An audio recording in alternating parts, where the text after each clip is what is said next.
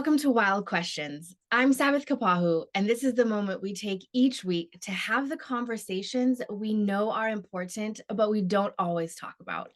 This is about the stories that matter behind the questions we ask. I'm joined by my friend, colleague, and CEO of Wild Leaders, Dr. Rob McKenna. Now, today we want to talk about this idea, this reality for so many of us about how to have a hard conversation. We had a wild conversation, Wild Friday, a couple weeks ago about this topic, and we've gotten tons of feedback about how timely and important the things that you talked about were. So, Dr. McKenna, we want to start, or I want to start today by asking the question, when we know we're having a tough conversation coming up, what should we even be thinking about going into it? Okay, thank you for asking, Sabbath. The first thing is this, and it's from our research on leading under pressure, because a lot of those high pressure moments that people described, many of them were about tough conversations, tough but important conversations. And so the first thing that I would say is to think about your purpose for it before it ever begins. So what is your purpose in that conversation? And that's where I also would suggest that it's important to have that purpose be about us. So what's important? Why are we in it? But Mm. also about them. What is our purpose in that relationship and that conversation that we're gonna have? That's the first thing. I cannot say that enough. That people think that like thinking about the reason behind it or even writing it down is a waste of time, but it is really critical. We found that people who were anchored in a purpose for that conversation actually did better. They were able to compose themselves more effectively. And it may sound like a waste of time, but doing that is really important. The Mm. other thing is this, and this is counterintuitive, is let go of the outcome. Let go of the outcome for the sake of simply being clear, Mm. which sounds kind of weird. It's really, and this is big, it's hard to do that, but it's about focusing on having the conversation because it's the right thing to do, not because you expect them to change. And that's kind of a crazy counterintuitive way of thinking about it. But the problem is that as soon as we go into it for changing the person, we lose the power of it.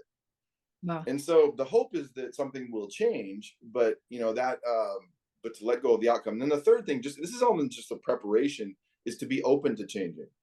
And this is also kind of counterintuitive. Let's say you're the one that set up this conversation.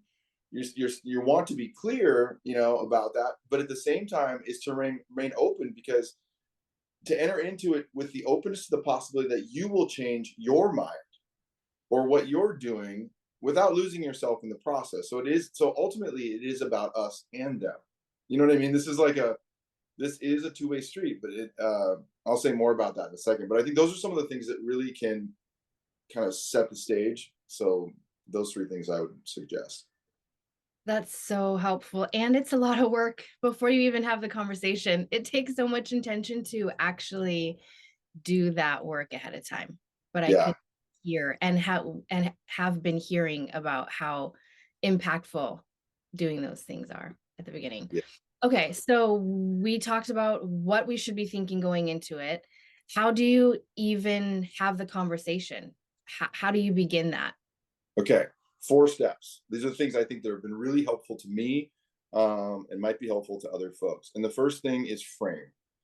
I call it frame. And so, as another mentor of mine described, he called it the word before the word.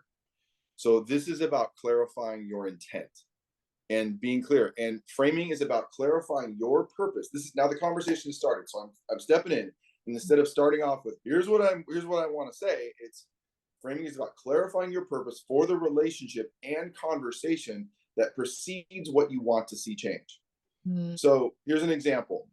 Jim, I'm having this conversation with you because our relationship matters to me, and I want to be as truthful as possible while also hearing your thoughts. And my intent is to describe to you what's important to me, and then to also to solicit your thoughts. But I want to be clear.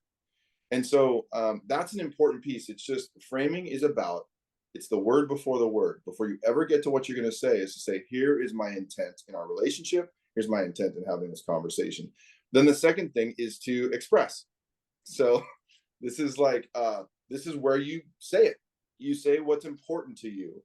And I have an example of this is like if you had a problem employee, that's kind of been causing problems for the team that they're on. And you're the manager. Let's say you've gotten a word from the rest of the team, and maybe you've actually witnessed some of that. So I've seen the way you're treating other people on the team, and if this is true, it's not consistent with our team charter that clearly states that our aspiration is for how we agreed to treat each other. Is this not in line with that? And your reactivity in meetings that I've experienced, and your unwillingness to listen to others and talk over them, or even to check out of those meetings, is hurting the effectiveness of our overall team. And we've had this conversation several times, as you know. So at this point, we've got something has to change. And so this is that express part where it's like you say it, whatever it is, and it could be with a family member, just to be clear, but also connected. And then the third step is to test. So to solicit their reaction. Can you tell me what you heard? And I would like to know what you're thinking as you heard this. And then the fourth step in the conversation is to inquire. It's the inquiry. And so this is what I intend to do based on what I've heard.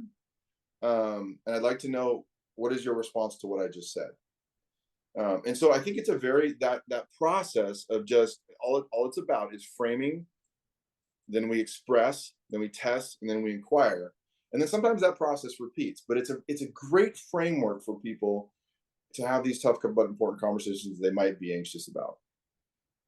And correct me if I'm wrong, but it probably takes time to get good at going through those steps. So I'm thinking about a hard conversation that is coming up.